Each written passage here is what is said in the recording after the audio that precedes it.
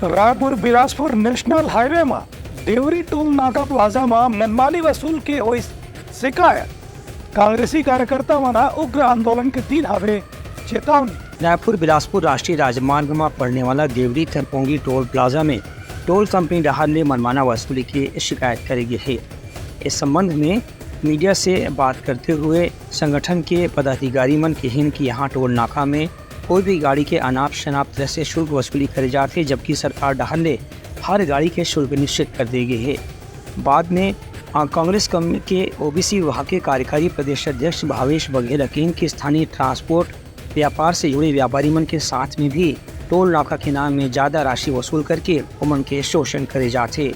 खबर पर वह केंद्रीय सड़क परिवहन मंत्री नितिन गडकरी के नाम ज्ञापन भी सौंपी और किन की 20 किलोमीटर के आसपास के इलाका में कोई भी प्रकार के टोल टैक्स लेना उचित नहीं है। एक बाद भी टोल नाका के ठेकेदार डहार में 500 रुपये, 600 रुपये और 800 रुपये तक की वसूली करी जाते। यदि ये वसूली बंद नहीं हुई आने वाले दिन में कांग्रेस के युवा कार्यकर्ता मन उग्र आंदोलन करे पर मजबूर हो जाए। Bureau report, Uttarakhand news.